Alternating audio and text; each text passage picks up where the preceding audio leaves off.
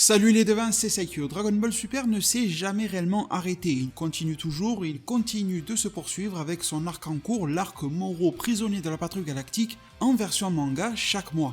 Au-delà de ça, il est vrai qu'il y a environ 2 ans, l'anime Dragon Ball Super en termes de format s'est lui arrêté. Ensuite, en décembre 2018, nous avons eu en sortie japonaise le film Dragon Ball Super Broly, qui est sorti un petit peu plus tard au Japon et qui est maintenant désormais disponible à peu près partout en version Blu-ray, location, streaming, etc.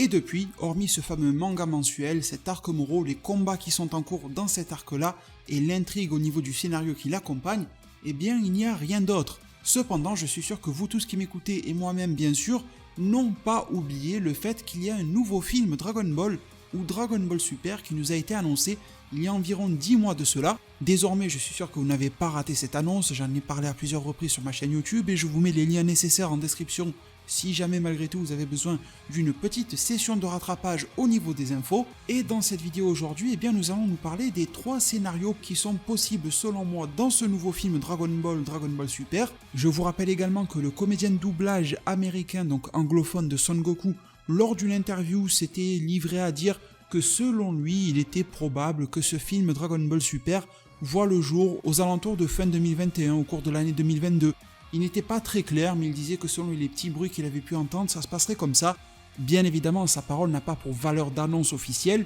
mais elle nous donne une petite indication quant à la date de sortie de ce film, en se rappelant que par les temps qui courent, par la crise mondiale que nous vivons, eh bien tous les projets en termes d'animation et de manga sont clairement repoussés ou subissent quelques troubles dans leur production, et ça c'est à ne surtout pas oublier, même par rapport à ce film DBS. Alors, en plus de sa date de sortie, ce qui nous intéresse, c'est le contenu de ce film. Il est vrai que le film DBS Broly a été extrêmement spectaculaire, qu'il aura séduit certains par son scénario, qu'il en aura déçu d'autres pour la même raison, mais en tout cas, une chose sur laquelle tout le monde s'accorde, c'est qu'il a tout de même rehaussé le niveau par rapport à l'anime Dragon Ball Super de manière indéniable, et tout cela a été rendu possible par le talent, mais également par l'argent qui a été investi par Toei Animation pour rémunérer ces talents et leur donner un meilleur rythme de travail. Et justement, pour qu'ils continuent dans cette lancée, il y a typiquement 3 types de scénarios à mon sens qui sont possibles. Le premier, le nouveau film, le film 2 Dragon Ball Super, soit encore une fois un reboot ou un remake, exactement comme c'est le cas avec le film Broly. C'est-à-dire que l'on reprend toute la structure du film Broly et on en fait un deuxième film Dragon Ball. Après tout, si vous regardez bien, si vous prenez les 20 premiers films Dragon Ball et Dragon Ball Z, on peut souvent en relier plusieurs par leur structure. Il est vrai que par exemple les films où Goku est enfant sont très particuliers. Il y a aussi les films où Goku est un jeune adulte qui se démarque de ceux où Goku est plus mature, mais il est vrai que la structure scénaristique peut se ressembler entre plusieurs films et pourquoi en fait changer une formule qui marche. Dans cette optique-là, Akira Toriyama, la Toei Animation et les autres ayants droit qui se réuniraient autour d'une table n'auraient qu'à piocher dans le passé de Dragon Ball tout comme ils l'ont fait avec le cas de Broly qu'ils ont totalement remanié pour le rendre entre guillemets canon et pour en faire une version actualisée version 2020 avec la patte de Akira Toriyama au scénario qui se l'est approprié. La même chose peut être faite à l'identique, c'est-à-dire faire une étude de marché. On se rappellera, je vous avais proposé une très ancienne vidéo, il doit peut-être avoir 3 ans ou quelque chose comme ça aujourd'hui, dans laquelle je vous présentais une des toutes premières cellules d'études de marché et de recherche et également créative autour de Dragon Ball. Celle-ci porte le nom de Dragon Ball Room. Elle a été créée par la maison d'édition s'appelant la Shueisha au Japon qui édite le manga DBS mais qui travaille aussi sur pas mal d'autres formats comme par exemple le film DBS Broly. Entre temps et depuis, la Toei Animation qui produit l'anime DBS a créé également sa propre cellule liée à Dragon Ball et aux productions de nouveaux produits Dragon Ball, en particulier en termes d'animation. Nous ne connaissons pas le nom de cette cellule-là, mais voilà, c'était juste pour la petite anecdote et vous rafraîchir la mémoire si besoin parce qu'on a tendance à oublier que cette cellule chez Toei existe. Mais pour revenir sur la Dragon Ball Room, il y a environ 3 ans ou plus en arrière, ils nous faisaient part du fait que suite à des études de marché, ils s'étaient tous rendus compte, à leur grande surprise, que Broly était extrêmement populaire. Et ça, ils ne s'en rendaient pas compte par eux-mêmes. Il a fallu clairement qu'ils étudient le marché pour s'en rendre compte. Suite à cela, nous avons eu l'introduction de Kale, personnage féminin qui ressemble extrêmement à Broly de par ses transformations. Elle lui ressemble tellement que si l'on s'amuse à reprendre des storyboards officiels de Toei Animation, et il était inscrit sur ces documents de la part même de Toei Animation que Kale était une Broly femme. Même chez Toei Animation, même chez les producteurs de l'anime DBS, on ne tournait pas autour du pot, on surfe sur la nouvelle vague dont ils venaient de se rendre compte que la vague pouvait s'élever très très haut et porter très très loin. Cependant, Kale n'a pas suffi et nous avons eu alors le film Dragon Ball Super Broly, quitte à vouloir exploser les résultats financiers, autant ne pas utiliser une pâle copie et utiliser l'original, c'est un petit peu le meilleur dans toutes les situations possibles. C'est ce qu'ils ont fait. Alors cette fois-ci, les devins, pourquoi ne pas refaire une seconde étude de marché, voir ce qui marche le mieux, ce qui est le plus attendu, et le mettre en action. Et absolument personne ne pourra remettre en cause le fait qu'il y a du choix si l'on veut réaliser un reboot d'un ancien personnage,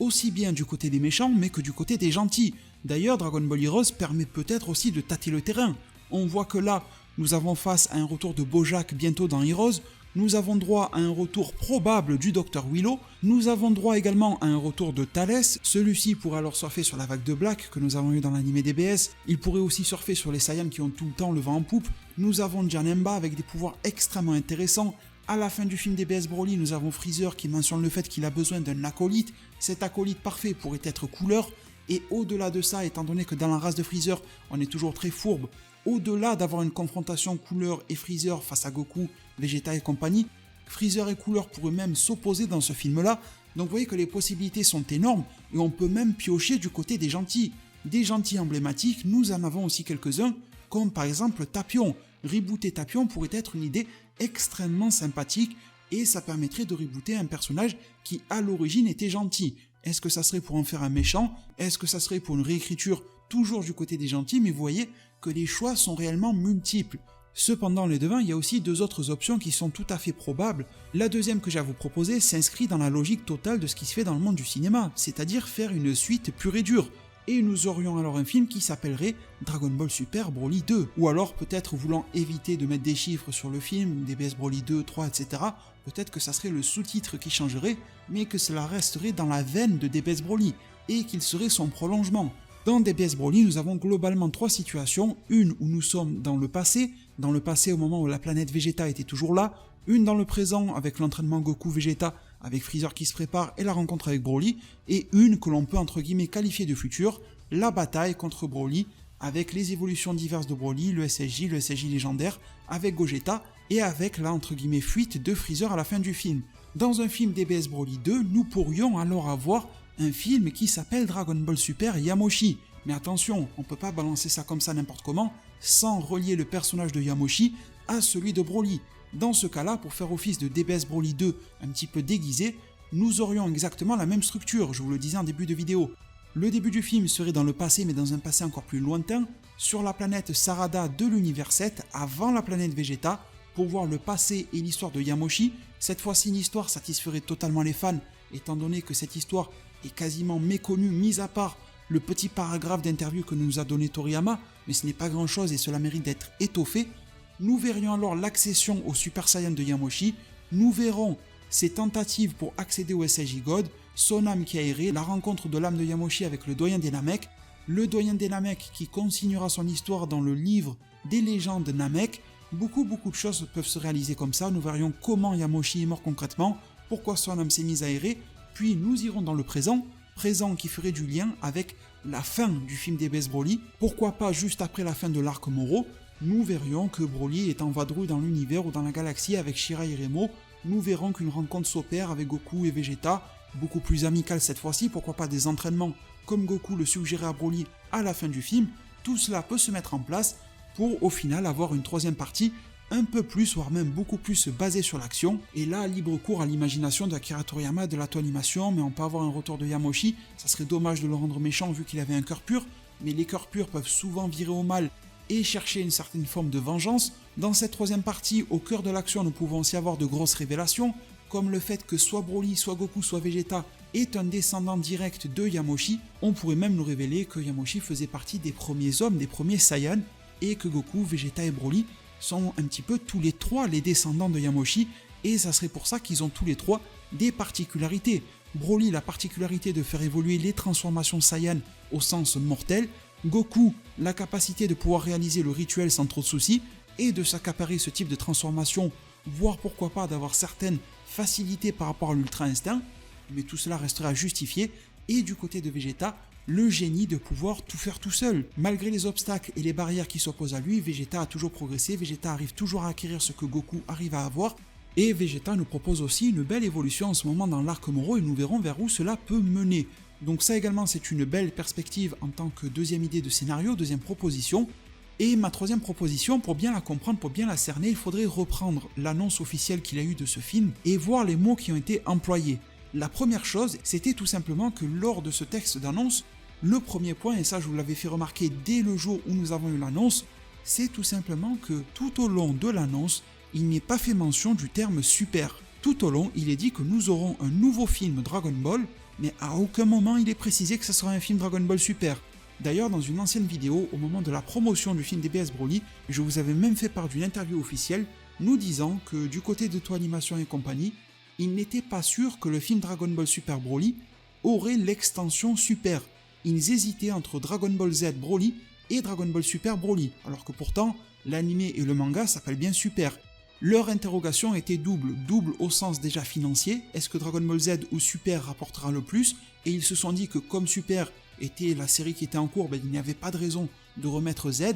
et leur deuxième questionnement était un petit peu plus du côté de l'ordre logique des choses, dans le sens où les films récents Dragon Ball, Battle of Gods et Fukatsu no F, la résurrection de Freezer, sont estampillés Z. Du coup, ils se sont dit que ça ferait peut-être un petit peu tâche de mettre Dragon Ball Super Broly au lieu de Z. Bon, c'est l'argent qui gagne sur la logique des choses, mais en même temps, il faut aussi dire que Dragon Ball Super Broly, ça fait quand même sens. Ce n'est pas très dénaturant, on a tous compris, et je pense que dans nos têtes, ça aurait fait une sorte de dissonance d'entendre DBZ au lieu de Super, alors que Super était en cours.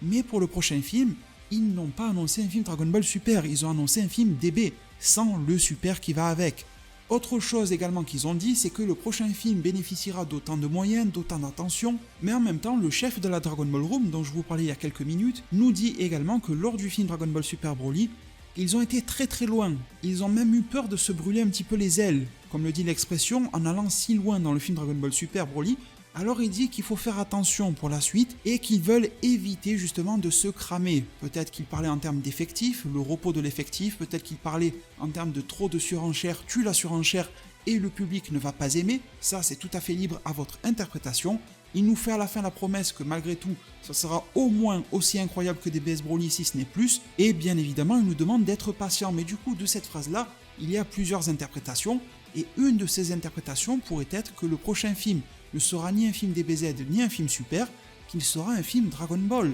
Un film qui prend à revers l'écriture de Broly, qui va bénéficier d'une animation sublime, d'un scénario qui l'est tout autant, qui va en mettre plein les yeux, des chorégraphies de combat absolument énormes, mais nous retournerions dans le passé de l'histoire de Goku lorsqu'il était enfant et nous aurions un film qui reprendra les éléments de la bonne époque de DB, sans le Z, sans le S, sans le GT, qui mettrait la barre extrêmement haute sans pour autant vouloir s'affirmer comme une suite de l'animé, comme une suite au film Broly, et qui justement permettrait aux effectifs de ne pas se cramer, comme ils le disent, en termes de surenchère un petit peu dans tous les sens. Les devins, à mon sens, ce sont les trois possibilités. Je sais que la dernière fera plaisir aux fans de la première heure de DB, peut-être moins à ceux qui ont connu DB que par Super ou quelque chose comme ça. Je ne juge personne, sachez-le, on a tous le droit d'aimer peut-être que DBGT, peut-être que Super, peut-être que Z ou peut-être que DB en parlant d'animation. Moi personnellement, vous me connaissez, j'aime absolument tous les formats qui sont liés à Dragon Ball. Bien sûr, j'ai mes préférences, mais Dragon Ball me fait vibrer, peu importe ses extensions, du moment où c'est bien fait et qu'il n'y a pas d'accro.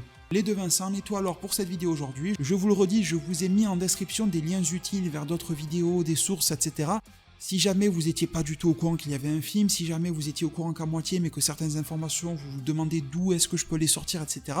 Tout est fourni en description, et si vous ne trouvez pas la source directement en description, c'est que je vous ai mis le lien vers une autre vidéo qui en parle, et à l'époque, eh bien, je vous donnais déjà les sources, parce que sinon, je dois ressortir les sources, des sources, ça me fait un petit peu beaucoup de copier-coller, ça va même pas rentrer dans la description, mais en tout cas, sachez que tout est répertorié dans la description, et que je fais au mieux pour que ça soit le plus clair possible. Si mon travail vous plaît, si les vidéos que je vous apporte vous plaisent, vous divertissent, mais également vous apportent un petit quelque chose en termes d'information, n'hésitez pas à balancer un maximum de pouces bleus, c'est gratuit, c'est rapide. Comme je le dis, durant le temps où je vous demande d'en mettre un, vous aurez pu en mettre 1000, donc 1000 merci à vous tous pour tous ceux qui contribueront à aider ma chaîne YouTube à progresser. Prenez tous extrêmement bien soin de votre futur, et à plus pour de prochains arts divinatoires.